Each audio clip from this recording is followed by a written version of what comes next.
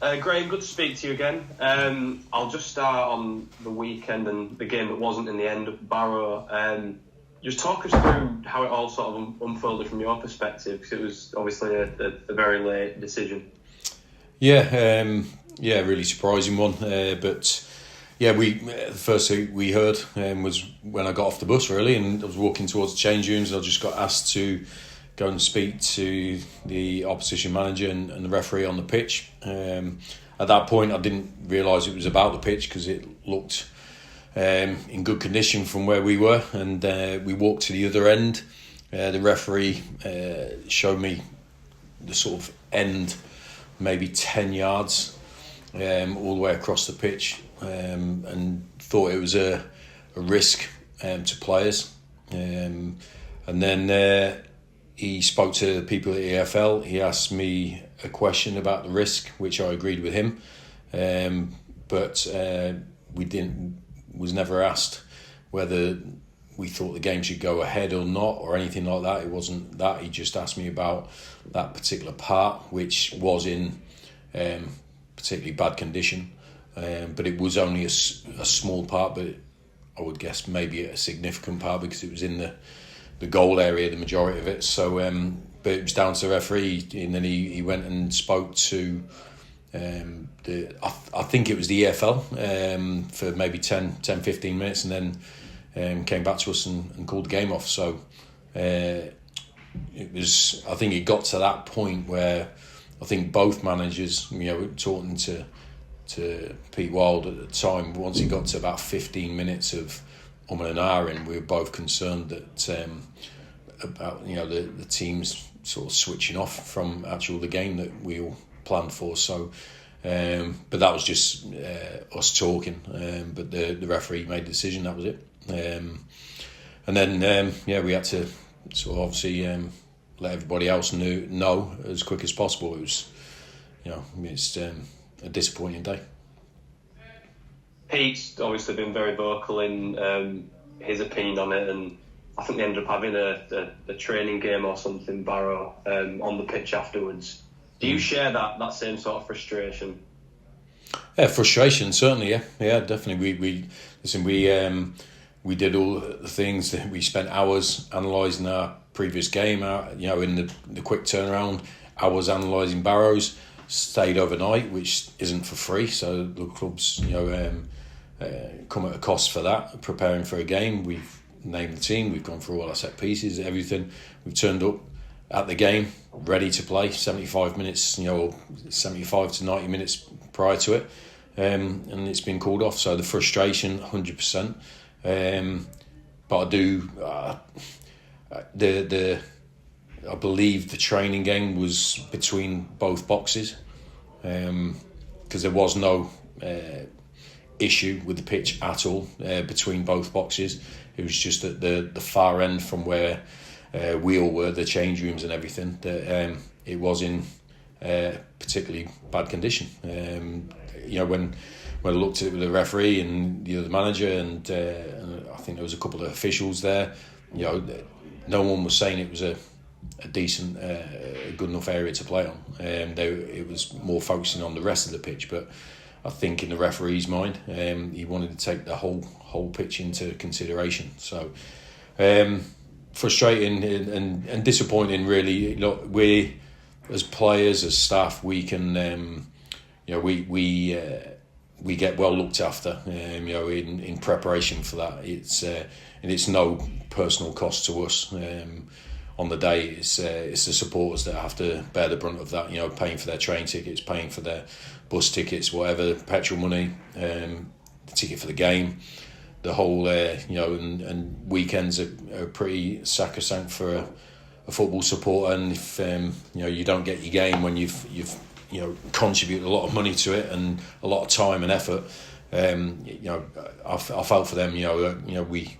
We spoke to the supporters because there was quite a few there, obviously, when the game was called off, and they were all around the bus. So, I was there speaking to as many as we could, and so did the players. And we were just, even though it wasn't our fault, apologising for a wasted trip, but we felt their frustration, more than frustration, really. It's disappointing because the game, if there was any any doubt should have been dealt with a lot earlier than it was. I guess that's the point, isn't it? The lateness of that decision is what's made it a real sort of tough pill to swallow. Yeah, that's right. And the thing is, as the away team, we have no control or responsibility over that. It's obviously the home club's pitch. It's the referee's decision. But we as a club, we feel the same. We get the same brunt of the decision because everyone's prepped for a game. But look, it won't be the first time that it's happened to our club or any club, and it probably won't be the last. But I think hopefully lessons can be learnt from it, from certain areas, certain people, because it shouldn't be a game. When you look at it as the weather as well, beautiful day, great conditions to play football in, but it shouldn't have happened in the way it did, without a shadow of a doubt. Is there any indication, as far as you're aware, of a possible date for the rearrangement yet? Or No. I spoke to Mark Harrison, and they've put a couple of dates. We've seen in the calendar, the programme. There's a couple of potential dates, but nothing's been confirmed yet. So we'll just crack on with the game that's right in front of us. I guess that's sort of an extra bit of disruption as well, isn't it? Not just the fact that game at the weekend's been postponed and you have the travel there and back, but the fact that now you're going to have to cram an extra game into to what is already a pretty congested last few months. Yeah, that's it. But look, it's one of them where things are out with our control sometimes, and we have to be adaptable and ready to compete whenever that challenge is laid down to us. So look, it's not ideal. No one wants to go to a place, come back, and then have to go again for no fault of our own. But we have to roll with the punches, unfortunately. Like I said, the players, us as staff, we get well looked after. It's more the supporters that took the brunt of the postponement because of the financial cost and certainly the time, because it's not an easy place to get to. So it is, and it'll be a Tuesday night now, so obviously our numbers that will follow us will be probably a little bit less than would have gone there on last Saturday, because we saw the amount that was going to be there, and it was great to see. So I'll share their pain. It was obviously a chance as well to sort of quickly put that disappointment of Wickham behind you. When you spoke to us, Graham, after last Wednesday, was the disappointment was clear given the sort of manner of the defeat. But what's the place been like sort of in the days after that? Have you had to sort of pick the squad up off the floor a little bit? No, I mean, look, we had the day off the day after the game, because obviously we had to recover, and the lads had worked hard, and then we just had a brief 3-4 minute chat about the game, about how to handle the disappointment of that, and what an opportunity we have still to play for this season. That's you've got to learn to roll with the punches and come back stronger and better, and that's what we're trying to create, an environment where things happen in games or during games and after games, and we're still up off the canvas ready to fight again, and that's what I've seen in the players. I just felt it was right. I don't usually talk about previous games too much, apart from a tactical basis and analysis, but I just had to, or just wanted to remind the players of how well they've done in the last 20 games or so, and what an opportunity we have in front of us to make it a successful season. You're not going to get rid of that pain. It's going to linger. It's going to be there for a while. You're going to maybe look even back in 5 years' time as individuals and think that was a good opportunity, no matter what we do in the future, winning, because defeats stay with you. They stay with you for years, for decades. I've got scars in my head from 30 years ago of big games and big opportunities missed, but I didn't let it affect my future, and it certainly didn't take any shine off any future success we had. So for me, I think we've got good characters, good people, good personalities that are ready to go. And what I've seen in training again this week is a similar output. I think we're in good form in the league. I think that we have to remember that. So we're ready to roll. And ultimately, I guess, albeit it might not feel in the short term, but adversity like that can really sort of make a team at times, can't it? Sort of rolling with the punches, as you say. Yeah, well, for me, I think whatever happens to you in life, it's how you react to it, which makes it either a bigger deal or it's not a bigger deal.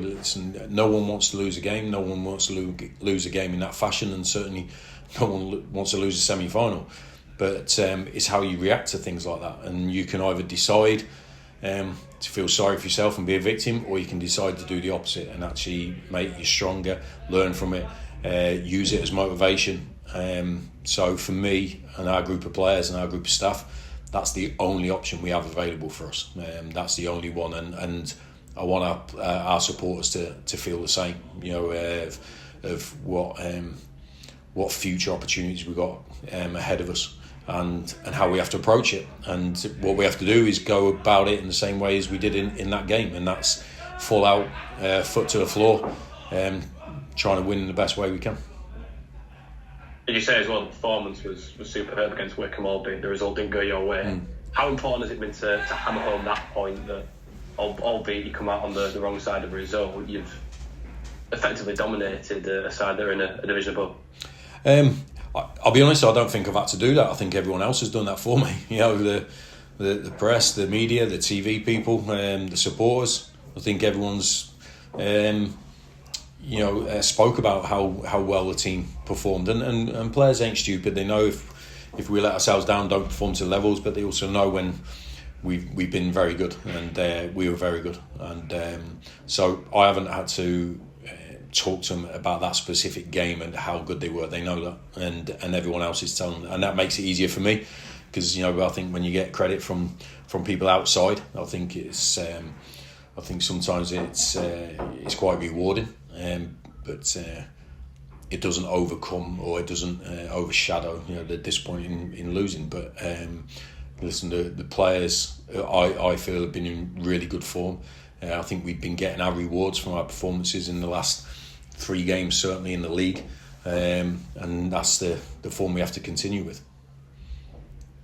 Just looking ahead to the weekend, Graham, team news wise, is that sort of an impromptu weekend off given a chance for any players to sort of come straight back in this weekend? No, not really. The players that we have missing are still unavailable for us. So we've got the group of players that we had last Saturday. So I don't think. I know no one will be returning to that squad in time for Saturday. There's a couple of boys sort of resurfacing around the periphery of training from the rehab group, which is good to see. But they're still a little while away from being included in the matchday squad. So we just can't afford to lose any other players for a significant amount of time. We have to make sure that we look after them as much as we can. In a competitive sport, we have to still play to win and train to win. We've had more than our fair share of injuries, so we have to try and maintain the boys that we still have available. You've got a few individuals and their sort of recovery. Kieran Kelly, what's the latest on him? Yeah, Kieran's fine. He was included in the squad on Saturday for the game. He's trained this week, so he's in good shape. He's still got a bit of bruising from the injury he had, but he's a tough cookie, so he'll be fine. He's training with us. Matty Platt and Jake Young? Yeah, they're still not available. Unfortunately, Jake Young's not going to be available for quite a while. He's had an operation on his hamstring, so that rules him out for a significant amount of time.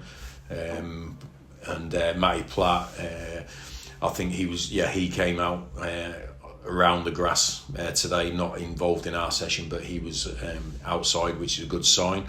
It's not something that's really significant, but it's certainly enough to keep him out of the matchday squad, unfortunately, at the moment.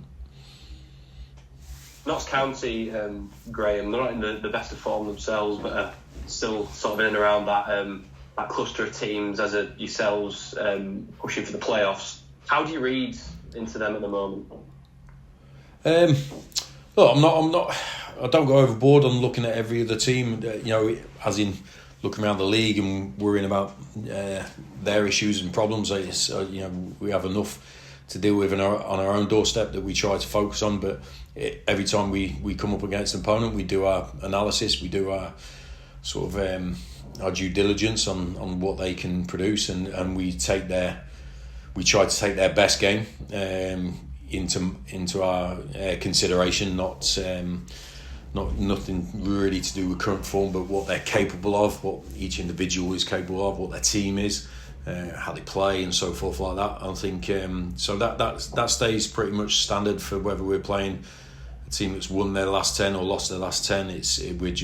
We just try to keep a consistent way of looking at the opposition and then finding any areas we can exploit or help ourselves to win in our way.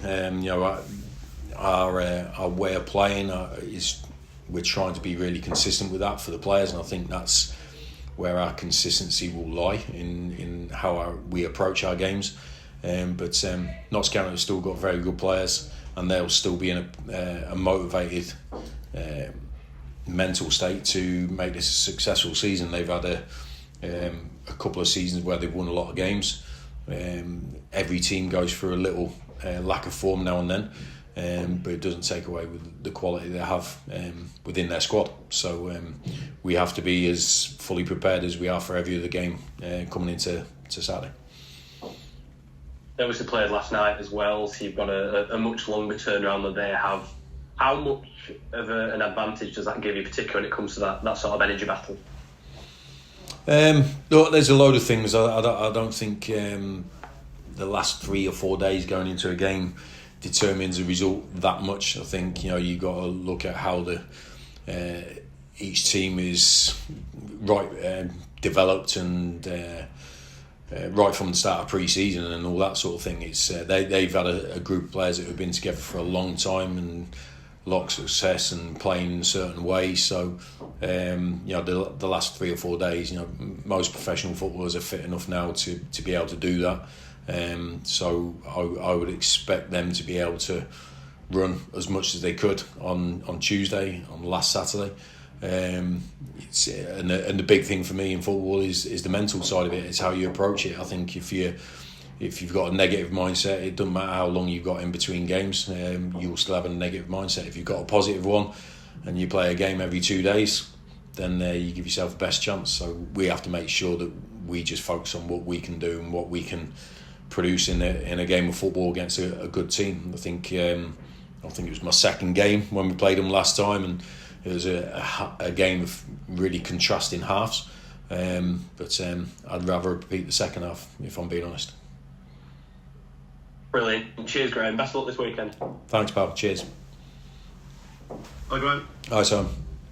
You're saying about, obviously, Notts County. I mean, you were saying about the mental state. I think their manager was sort of saying, as you've alluded to, that these lads have got used to winning and they've not been through a difficult spell like they're going through now for a long time. I mean, do you think, is that something that, perhaps you can take advantage on if you can sort of jump on them a little bit? Well, we've sort of we've wanted to try and start games in a really good fashion, and we went through a period where we were probably overcommitted, if that's the right phrase, and left ourselves open. So, we sort of tried to show a little bit more control and patience, and not try and win a game in the first 15 minutes, and actually make sure that we give ourselves the best opportunity to win the game over whatever it lasts, 95, 96, 97 minutes. So there's loads of little things that happen in games of football that sort of steer a game towards a certain result. It's and we have to be good enough, which I believe we have, to have consistent performances over the full scope of the game, not just have a really bright start and sort of diminish from there. It's about the whole game. So look, I'm not in control of their players, their squad. each manager will know his players better than I will. I just want my players to maximise their potential and their quality, because I believe that's where our success lies. It's not what the opposition can produce. It's about us, and the players are in a determined mood. I think we've built up a consistency and a not a full out head of steam, but a good momentum. I think come Saturday we'll be in a strong position mentally to give it our best shot to win the game. And presumably you're probably expecting quite an expansive game, aren't you? Bearing in mind, I think Notts County's going to about 130 odd goals this season. Yeah. Look, I think they've got an identity how they want to play. I don't think they'll change that overnight or want to change it overnight. I think it's been one of their strengths over. They've been consistent. Obviously, until the new manager come in, they've had a consistent run with the previous manager. He's had a while to work on his team, and a couple of off seasons and all that sort of thing, and structuring the squad to play in a certain way. So. I can't see that changing. It was certainly the case when we played them down there. I've not seen anything different from then until now to emphasise a change of style or anything like that. So they've certainly been on a goal scoring sort of entertainment value, one of the highest, because like you say, there's been a lot of goals in the games they've been involved in. And presumably from your side's excellent defensive record of late, it's a good test facing up to the division's top scorers. I think so. I think our structure has been really good for quite a while. We just, I think a couple of games we've just been a little bit ill-disciplined or a little bit unfocused at the start of a game that's put us on the back foot. But in general terms, I think the defensive side of our game and team has been pretty good. Obviously, since Sam's come in, I think he's added to that, added to the clean sheets that we want to build on. But they've shown even in their game on Tuesday night, even though they got beat, they still scored 3 goals. So there's still bits we need to improve as a team on that side of it. We're not perfect in that score, but we're every credit to the players so far. They've done it really well. They've worked exceptionally hard on the pitch and off it to make sure that we give ourselves the best chance of being hard to beat. And I was going to ask you also about Noel Woodsworth. Obviously, a young lad, been on the bench the last couple of games. I mean, you brought him back from Farsley, where he's been playing on loan. What was you sort of thinking about that? Well, Noah's been training with us on and off, since I came in. Really, he's one of the lads when we needed to add to the numbers. We were exposed to him really early, and I liked what I saw, and so we've kept including him in training. But it was important that he continued to play his games, to get his games program up. But when we had a couple of injuries and a couple of areas where we thought we needed a bit more support, I just wanted to get him back, and I think he's a good footballer. I think he's adaptable. He can play in 2 or 3 different positions. He can play off both feet. He's a fit lad. He's quick. He's quite a composed lad as well. He's quite laid back at times. I think sometimes a bit too laid back for me, but when he's competing, he does it right. I think there's a good player there. So I want us to be a club that has a good team, good players, good experienced players, and ready-made players that we know what they can do. But we also want to have opportunities for young players, and it's something that I talked about when I first came in with the squad being so big. It was difficult to bring those lads in, even into training sessions. It was, and this is why we sort of wanted to get to January to be able to trim it down a little bit to give the opportunities to these young guys. There's other young players that train with us quite regular that are in our academy, and I want to continue to do that to give them the chance to show what they can do and get their career started at Bradford City. I think it's I think there's some good players in there, and Noah, for me, if he has to play, I've got no qualms putting him in, because I think he's got the potential to be a good player. Is it a little bit of a double-edged sword in the sense of you obviously had to bring him back from where he was playing games, and now he's not playing games, but he's developing in training with the senior players? Yeah, I wouldn't have done that lightly, because it's a balance. I wouldn't have brought him back if he wasn't going to go into our match day squad, because I think it's important that young players continue to play and get that opportunity to learn their trade. But it was at the point where I was definite. He was close to a start, not just being on the bench. I was considering to start one of the games as well. So and he's still in my thoughts to start the games. So any player that's in our matchday squad has got the potential to start, and I include Noah in that. I didn't want to disturb that. We've got other good young players out on loan that are playing quite regular. But if we have an opportunity, or we think they're good enough to help us, then we have to do what's right for Bradford City first and foremost. But I think Noah training every day with us, maybe feeling more part of it because he's in the matchday squad, and we consider it's not just almost an invite coming up and then going back. He's with us permanently at the moment. I think it'll be good to see how he progresses with that mentally, and if we can take him on a level, because I think he's a bright young player. And presumably you've noticed a difference in him from his spell playing men's football, so to speak. Yeah, I think that's one. We like to, when we have the opportunity, we bring young players up to train with us, because obviously there is a physical element of a young player being ready to compete. And I watched before we called him. I watched him play 2 games against Scunthorpe, which I knew would be a really good competitive game, and he played well in those games when I watched him on the analysis. That's just before I called him back. And but when we do train, these boys who come up, is the first probably test we look for them to pass is, can they physically compete with grown men? And I think certainly Noah can do it, no problem at all. I think there's other good young players that can potentially do it as well. So I think if they've gone out there and got hairs on their chest, so to speak, to playing men's football, I think it's another positive part of their progression. And last from me, the usual Jamie Walker watch question. How's Jamie doing? Yeah, he's progressing, still progressing, but we want him back, but we want him back in the right condition, in the best condition, so he doesn't have a recurrence of that. We certainly don't want to push players at this stage where we lose him again, because I think if we lost him again through that, then that'd be his season done. He's out on the grass every day. He's still not joined in with us yet. I think that's getting close, which I think will speed up his rehab and speed up his progress. But he is where he is. But he's certainly progressed in the last, I'd say, 7-10 days.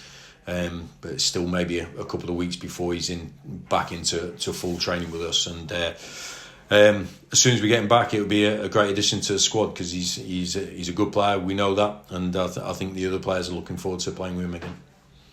Have you sort of got a date in your head where you're looking at on the fixture list, thinking possibly? No, not really. No, I don't do that. I don't want to look too far ahead. I think it's a dangerous game. You either get disappointed, and it's a negative, and maybe you're not focused on the players that are out there and fit and ready to do it now. So for me, I trust the information I get back from the medical staff. I trust my eyes when I see him out there. But right in the here and now, I focus on the players that are fit to train and play. And then when they come back into full training, that's when they get my full focus. So hopefully that's sooner rather than later.